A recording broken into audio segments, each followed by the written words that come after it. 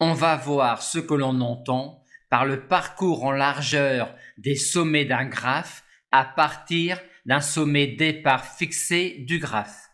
Nous avons ici un graphe non orienté et non pondéré qui peut être représenté par un dictionnaire dont les clés sont les sommets du graphe et pour lequel la valeur associée à un sommet est la liste des voisins du sommet. Ce que l'on fait quand on parcourt en largeur les sommets d'un graphe à partir d'un sommet départ fixé correspond exactement à la situation suivante.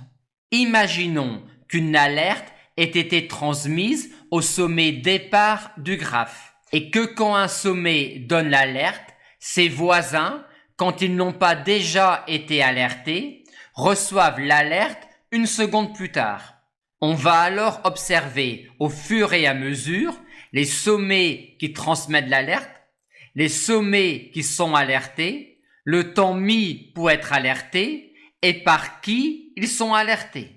Le sommet départ est alerté à t égale 0 et on met known pour par qui car c'est le sommet départ qui déclenche la propagation de l'alerte dans le graphe. Les informations contenues dans ces deux colonnes-là seront stockées via un dictionnaire temps pour lequel les clés seront les sommets alertés et pour lequel la valeur associée à un sommet sera le temps mis pour être alerté. Les informations contenues dans ces deux colonnes-là seront stockées via un dictionnaire pair dont les clés seront les sommets alertés et pour lequel la valeur associée à un sommet sera le sommet par qui il a été alerté.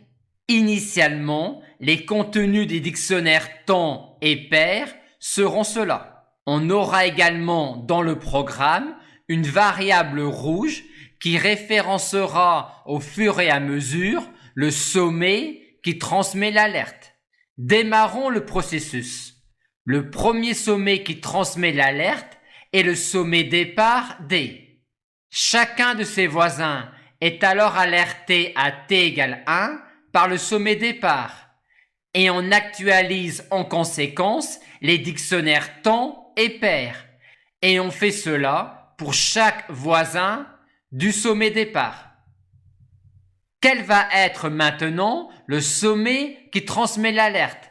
C'est celui-là, c'est le premier sommet alerté qui s'impatiente pour transmettre l'alerte à ses voisins. Le sommet I va donc être désormais le sommet qui transmet l'alerte. Mais chacun de ses voisins a déjà été alerté. On n'actualise donc pas les dictionnaires temps et pair. Notons que l'on peut savoir si un sommet a déjà été alerté en regardant s'il s'agit d'une clé du dictionnaire temps. Quel va être maintenant le sommet qui transmet l'alerte? C'est celui-là. C'est le premier sommet alerté qui s'impatiente pour transmettre l'alerte à ses voisins. Le sommet G va donc être désormais le sommet qui transmet l'alerte. Ses voisins D et I ont déjà été alertés. Pour eux, on ne fait rien.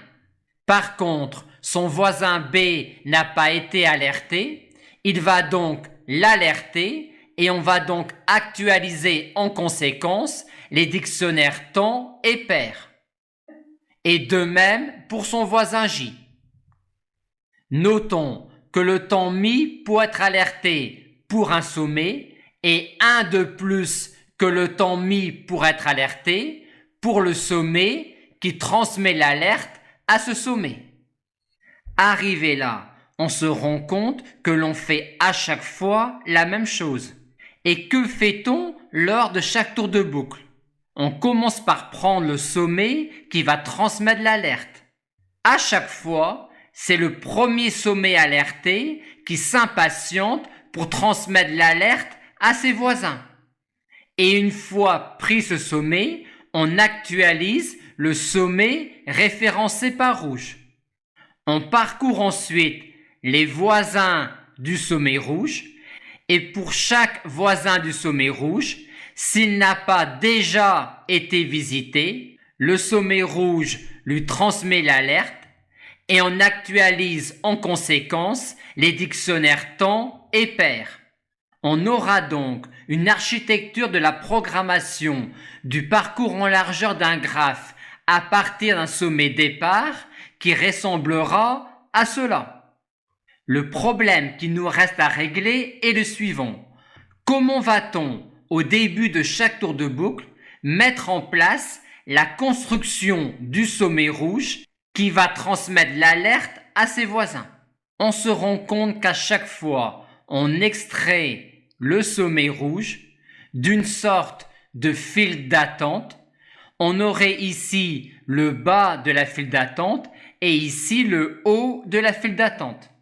À chaque fois qu'un sommet est alerté, il vient se placer en bas de la file d'attente.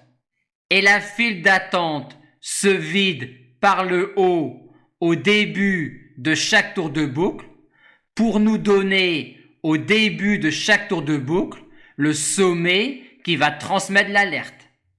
Dans la programmation du parcours en largeur d'un graphe, il nous faut donc introduire en plus une variable fil qui représentera notre file d'attente et qui sera une structure deck.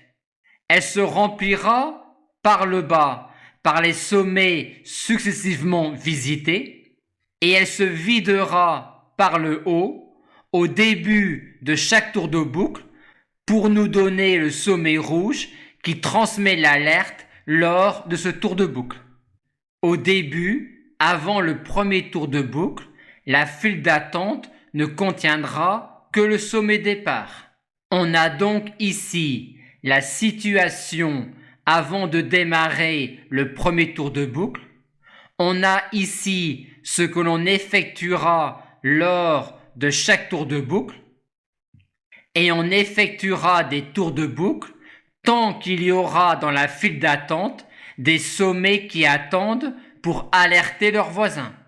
Et une fois terminés les différents tours de boucle, on aura dans les dictionnaires temps et pair les informations recherchées, à savoir pour chaque sommet le temps mis pour être alerté et par qui il a été alerté.